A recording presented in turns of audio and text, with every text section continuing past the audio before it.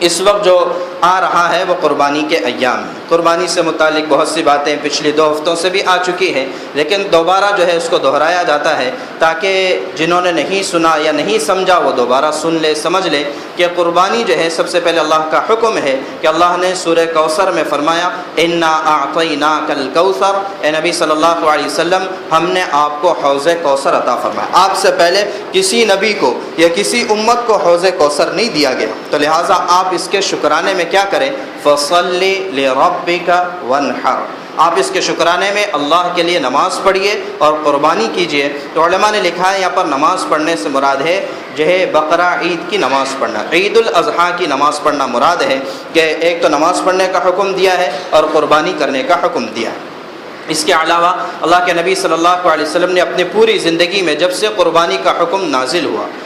پچھلی امتوں میں قربانی کا حکم بھی تھا لیکن ان کے یہاں پر قربانی کی نوعیت الگ تھی، وہاں پر گوشت کھانے کی اجازت نہیں تھی، ذبح کر کے قربانی چھوڑ دی جاتی تھی میدان میں، آسمان سے ایک بجلی آ کر اس کو کھا جاتی تھی، تو جس کا جانور بجلی کھا گئی وہ اس کی قربانی قبول ہو گئی اور جس کا نہیں کھائے گی اس کی قربانی قبول نہیں، لیکن گوشت کھانے کی اجازت نہیں تھی۔ اس امت میں اللہ تبارک تعالیٰ نے قربانی کا حکم نازل کیا مدینہ منورہ ہجرت کے بعد، جیسے سن ہجری 2 میں رمضان کا حکم نازل ہوا، زکوٰۃ کا حکم نازل ہوا، صدقہ فطر کا حکم نازل ہوا، ایسے ہی جو ہے قربانی کا حکم سن ہجری 2 میں نازل ہوا۔ تو سن ہجری 2 سے لے کر سن ہجری 11 تک اللہ کے نبی بلکہ 10 تک اللہ کے نبی صلی اللہ علیہ وسلم نے ہر سال قربانی فرمائی ہے۔ تو لہٰذا جو ہے یہ قربانی کرنے کی ترغیب آئی ہے، بلکہ قربانی نہ کرنے پر جو ہے ناراضگی آئی ہے۔ اللہ کے نبی صلی اللہ علیہ وسلم نے فرمایا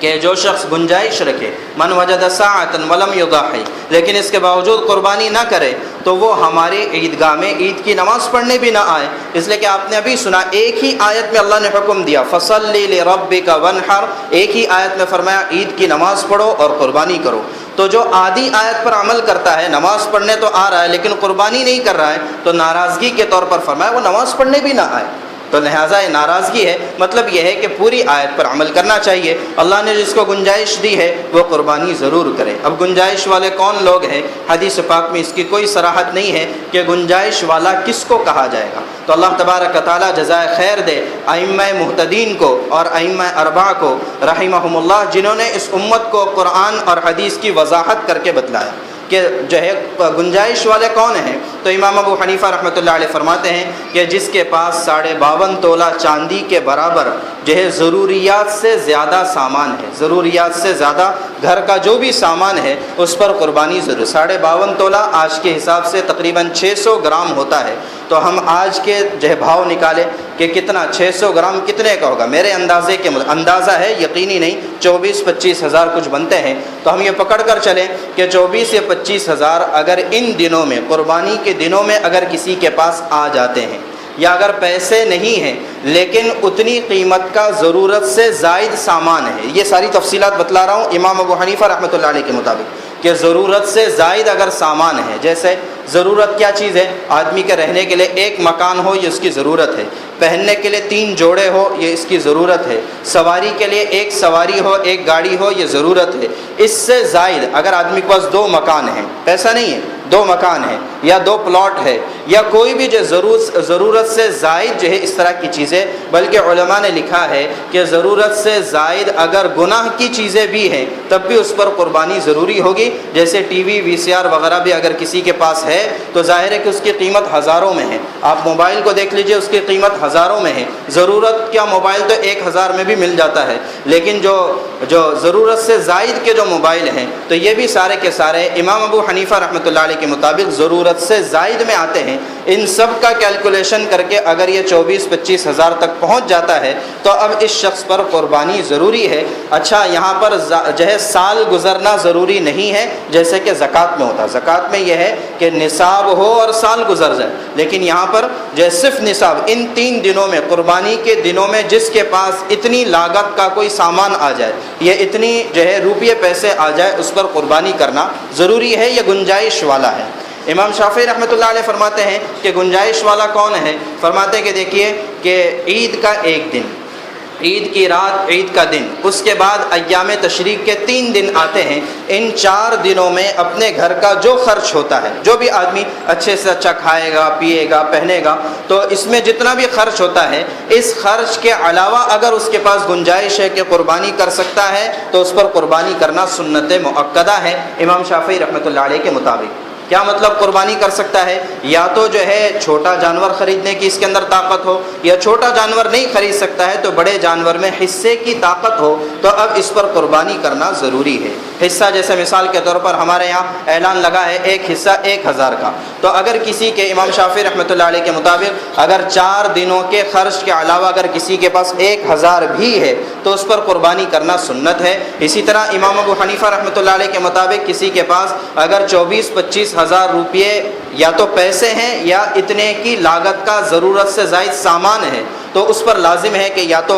چھوٹا جانور خریدے، اتنا نہیں خرید سکتا ہے تو اب جو ہے کم از کم 1000 کا ایک حصہ جیسے ہمارے یہاں اعلان ہے تو اس کے مطابق جو ہے ہم خریدیں۔ تو یہ ہو گیا، یہ گنجائش والے لوگ ہیں، ان پر قربانی واجب یا سنت مؤکدہ ہے۔ اب جو ہے قربانی کا جانور کون سا ہو، تو اس میں اللہ تبارک تعالیٰ نے فرمایا کہ من بہیمۃ الانعام، قرآن میں فرمایا انعام کی قربانی ہوگی۔ انعام کون سے جانور ہے؟ 3 طریقے کے جانور انعام ہے، ایک اونٹ ہے، ایک جو ہے بیل اور اس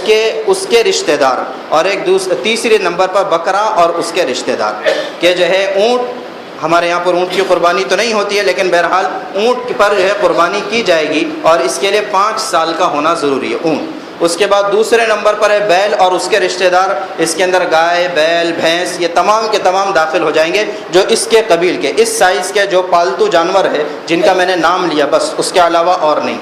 تو لہٰذا ان کے لیے 2 سال عمر ہونا ضروری ہے۔ تیسرے نمبر پر بکرا، بکرا کے اندر بکرا، بکری، مینڈا، مینڈی، دمبا، یہ سب کے سب داخل ہے کہ یہ جو ہے 3 قسم کے جانوروں پر قربانی ہوگی۔ اور ان کی بکرے کی عمر کیا ہو؟ امام ابو حنیفہ رحمۃ اللہ علیہ فرماتے ہیں 1 سال کا بھی چل جائے گا، اور امام شافعی رحمۃ اللہ علیہ فرماتے ہیں نہیں 2 سال کا ہونا چاہیے۔ تو لہٰذا اب سال کیسے پتہ چلے گا؟ بعض لوگ دانت سے پہچانتے ہیں، واللہ عالم کہاں تک صحیح ہے، لیکن جو ہے اس میں صرف جو ہے جو پالنے والا ہے، جو بکرا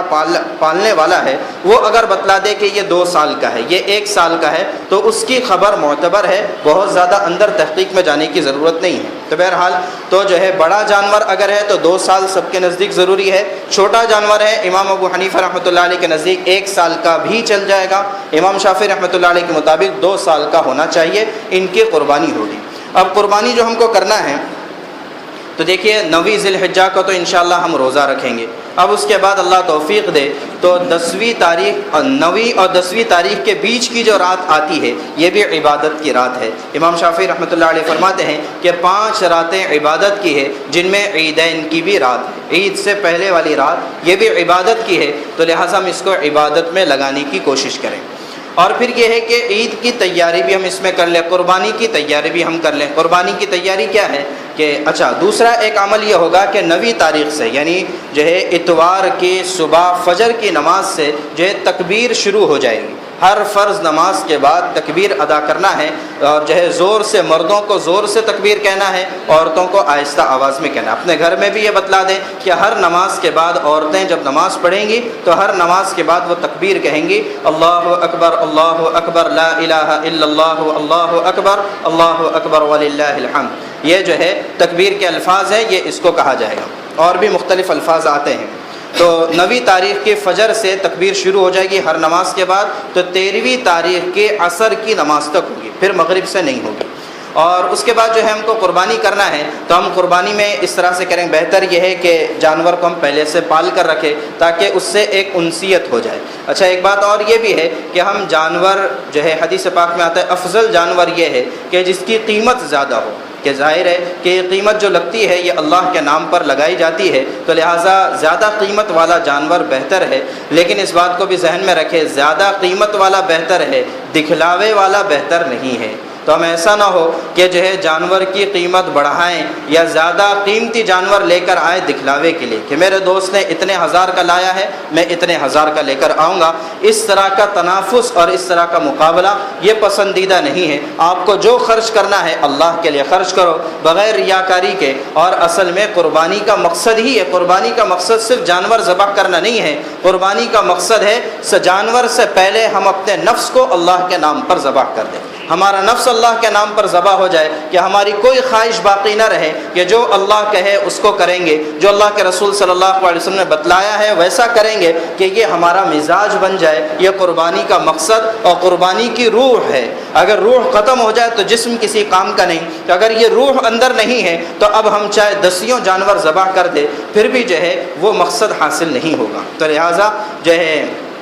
بہتر ہے کہ زیادہ قیمت، لیکن قیمت کو ہم بڑھائیں نہیں، دکھلاوا نہ کریں۔ اور اس کے ساتھ ساتھ ایک بات ہمارے ذہنوں میں بیٹھی ہوئی ہے، ہم اس کو جو ہے بقرہ عید جب چونکہ کہتے ہیں تو ہم سمجھتے ہیں کہ بقرہ ہی ذبح کیا جائے گا، ایسا نہیں ہے، بلکہ بکری اس سے آدھی قیمت میں مل جاتی ہے۔ آپ اندازہ کریں کہ جتنے میں آپ کو بکرا ملے گا اس سے آدھی قیمت میں بکری مل جائے گی۔ اب یہ آپ کا اپنا ذوق ہے کہ آپ کو بکری کا گوشت اچھا نہیں لگتا، اب کیوں نہیں اچھا لگتا واللہ عالم، حالانکہ دکھنے میں ذائقے میں سب ایک جیسا ہی ہوتا ہے، لیکن ہمارے ذہنوں میں بات بیٹھی ہوئی کہ بکرا ہی ذبح کر، نہیں، ایسا نہیں ہے، بکری بھی ذبح کی جا سکتی ہے، مینڈا بھی ذبح کیا جا سکتا ہے۔ تو اصل مقصود اللہ کو ان ایام میں ان 4 دنوں میں اللہ کو جو ہے خون بہانا یہ زیادہ پسند ہے۔ کیوں خون بہانا کیوں پسند ہے؟ اب اگر کوئی شخص یہ چاہے کہ بھئی 15,000 کا بکرا آتا ہے، میں اس سے بہتر ہے کہ 15,000 صدقہ کر دوں، تو اس کی اجازت نہیں ہے، اس کی گنجائش نہیں ہے، بلکہ قربانی ہی کرنا ضروری ہے۔ کیوں ضروری ہے؟ اس لیے کہ اللہ تبارک تعالیٰ اس کے ذریعے سے اپنے دوست اور خلیل حضرت ابراہیم علیہ السلام کی سنت کو باقی رکھنا چاہتے ہیں، ورنہ ہر گنجائش والا صدقہ کر دے گا اور ابراہیم علیہ السلام کی سنت دنیا سے ختم ہو جائے گی۔ اس لیے اللہ کو ان ایام میں جو خون بہانا ہی پسند ہے۔ البتہ جو ہے جب ہم قربانی کے لیے، یہ قربانی کا وقت جو شروع ہوتا ہے عید کی نماز کے بعد سے شروع ہوتا ہے، اور جو ہے امام ابو حنیفہ رحمۃ اللہ علیہ کے مطابق 10ویں تاریخ یعنی عید کا دن، 11ویں تاریخ اور 12ویں تاریخ، کل 3 دن جو ہے یہ قربانی ہوگی۔ 12ویں تاریخ سے جو مغرب سے پہلے قربانی ہو جانی چاہیے۔ امام شافعی رحمۃ اللہ علیہ کے مطابق ایک اور دن کی گنجائش ہے، 13ویں تاریخ کے مغرب سے پہلے قربانی ہو جانی چاہیے۔ یہ اختلاف ہے، امام ابو حنیفہ کے نزدیک 3 دن قربانی کے ہیں، امام شافعی رحمۃ اللہ علیہ کے نزدیک 4 دن قربانی کے ہیں۔ اب قربانی جو ہم کو کرنا ہے، قربانی ہم کریں گے کہ عید کی نماز کے بعد جب ہم چلے جائیں، بہتر یہ ہے کہ پہلے دن قربانی ہو جائے، پہلے دن قربانی ہونا بہتر ہے کہ عبادات میں سبقت کرنا، عبادات کو جلدی ادا کرنا یہ پسندیدہ عمل ہے، لیکن پھر بھی گنجائش ہے، پہلے دن نہیں کر سکے دوسرے دن تیسرے دن جیسے بھی ہو گنجائش کے مطابق کر سکتے ہیں۔ بہرحال جب ہم عید کی نماز پڑھ کر جائیں گے قربانی کرنے کے لیے، تو اب جو ہے سب سے پہلے ہمارے ہتھیار پہلے ہی سے تیز ہو، جانور کے سامنے ہتھیار کو تیز نہیں کیا جائے گا، بلکہ جو ہے پہلے ہی اس کی تیاری ہو جائے، اور پھر جو ہے جانور کو اب جہاں پر ذبح کرنا ہے وہاں پر آہستہ سے نرمی کے ساتھ لے کر جائیں، اس کے گردن میں جو رسی ہے اس کو نکال دیں، اور اگر اس کے اوپر کوئی کپڑا ڈال کر رکھتے ہیں، اگر سنت ہے کہ بھئی اکرام کے طور پر جو ہے کوئی کپڑا ڈال دیا جائے، وہ پہلے سے ذبح کرتے وقت ڈالنا ایسا نہیں ہے، بلکہ پہلے سے اگر ڈال کر رکھا ہوا ہے تو اس کو نکال دے، اور بہتر یہ ہے کہ گندگی سے بچنے کے لیے جو ہے کوئی کھڈا وغیرہ کھود دے تاکہ ساری گندگی اسی میں چلی جائے، اور ہماری بستیوں میں ہماری گلی کوچوں میں گندگی نہ ہو، یہ زیادہ بہتر ہے۔ تو آپ وہاں پر لے کر جائیں، اور خود اگر آدمی قربانی کر سکتا ہے تو خود قربانی کرے، زیادہ اچھا ہے، البتہ دوسروں کو بھی کہہ سکتا ہے۔ اس میں اس طرح سے کرے کہ قربانی کرنے والے کا رخ بھی جو ہے قبلے کی طرف ہونا چاہیے، اور جو ہے جانور کا رخ بھی قبلے کی طرف۔ تو اس میں بہتر طریقہ یہ لکھا ہے کہ جانور کو الٹی کروٹ لٹایا جائے، تو ظاہر ہے کہ اس کے پیر تھوڑے سے قبلے کی طرف ہو جائیں گے، اصل گردن قبلے کی طرف ہونا چاہیے، تاکہ اس شکل میں یہ ہوگا کہ الٹے ہاتھ سے آدمی گردن پکڑ سکے گا اور سیدھے ہاتھ سے ذبح کر سکے گا۔ کچھ لوگ اس کا الٹا بھی کرتے ہیں، اس کی گنجائش ہے، لیکن جو ہے بہتر طریقہ یہ علماء نے لکھا ہے۔ اب ذبح جب آدمی کرے گا تو ذبح کرنے سے پہلے توجیہ پڑھ لے، وجہت وجہی للذی فطر السماوات، وہی ابراہیم علیہ السلام نے جو بات کہی تھی کہ میں اپنا رخ اللہ کی طرف کرتا ہوں، اور جذبہ یہ ہو کہ آج اللہ نے جانور قربان کرنے کے لیے کہا ہے، میں جانور قربان کر رہا ہوں، اگر اللہ کا حکم آ جائے اپنی اولاد کو اللہ کے نام پر قربان کرنے کا، جیسے کہ خلیل اللہ نے کیا تھا، تو میں بھی اس کے لیے تیار ہوں۔ اس جذبے کے ساتھ جو ہے اب چھری ہاتھ میں لے کر اور یہ دعا پڑھ لے، اور اس کے ساتھ ساتھ یہ یہ جذبہ بھی ہو، ان صلاتی و نسکی و محیای و مماتی للہ رب العالمین، کہ میری نماز، میری قربانی، بلکہ میرا جینا اور میرا مرنا یہ سب اللہ کے لیے ہے۔ اس جذبے کے ساتھ اب بسم اللہ اللہ اکبر کہہ کر اب جو ہے چھری چلانا ہے، اور اس میں بھی یہ ہے کہ جو گردن کی جو ہڈی ہوتی ہے، ہڈی سے اوپر جو ہے آدمی چھری چلائے، اور جو ہے چھری اتنی تیز ہو کہ ہمارے بوجھ کی وجہ سے گردن نہ کٹے، بلکہ چھری کی دھار کی وجہ سے گردن کٹے۔ اور کٹنے میں یہ ہے کہ 4 رگیں کٹنا چاہیے، ایک کھانے کی نلی ہے، کھانے کی رگ ہے، ایک ہوا کی رگ ہے، اور ان دونوں کے بازو میں خون کی 2 رگیں ہوتی ہے، ان چاروں کا کٹنا چاہیے۔ یہ سنت طریقہ ہے، اور کاٹتے ہی فوراً گردن کو توڑنا نہیں چاہیے، بلکہ اتنے زور سے ہم کاٹیں کہ جو ہے وہ چاروں رگیں کٹ جائے۔ اب جانور کو جو ہے چھوڑ دے، تھوڑا سا وہ جان آسان ہو جائے، اور پھر اس کے بعد ہم اگلی کارروائی کر لیں۔ اور گوشت کے سلسلے میں یہ ہے،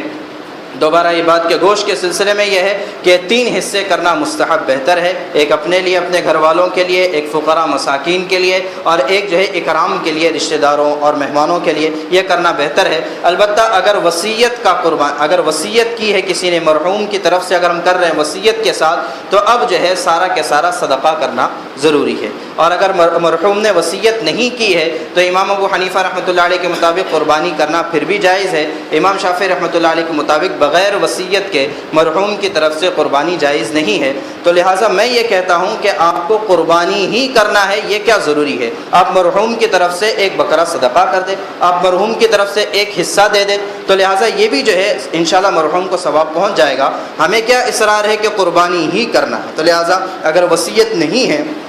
وصیت ہے تب تو سارا گوشت صدقہ ہوگا، وصیت نہیں ہے تو پھر جو ہے ہم جو ہے صدقے کے طور مرحوم کی طرف سے ثواب کی نیت سے ہمیں ایک بکرا دے دے یا ایک حصہ دے دے، اور اس کا گوشت ہم خود بھی کھا سکتے ہیں، دوسروں کو بھی کھلا سکتے ہیں۔ لیکن یاد رہے کہ اگر وصیت کی قربانی ہے تو اب جو ہے اس میں سے کسی کے نزدیک بھی گوشت کھانا جائز نہیں۔ یہ چند جو ہے ضروری اور موٹے موٹے مسائل تھے، اور بھی بہت سے مسائل ہیں۔ بہتر یہ ہے کہ ہم مسئلہ آنے سے پہلے ہی جو ہے اپنے وقت کے، اپنے مسلک کے معتبر علماء سے رابطہ قائم کریں کہ یہ مجھے اپنی قربانی کرنا ہے، کیسے کرنا ہے، ان سے تفصیل سے معلوم کر لیں، یہ زیادہ بہتر ہے۔ اللہ تبارک و تعالی ہم سب کو اپنے تمام احکامات پر عمل کرنے کی توفیق عطا فرمائے، اور تمام احکامات کو اپنے پیارے حبیب صلی اللہ علیہ وسلم کے سنتوں کے مطابق پورا کرنے کی توفیق عطا فرمائے۔ وآخر دعوانا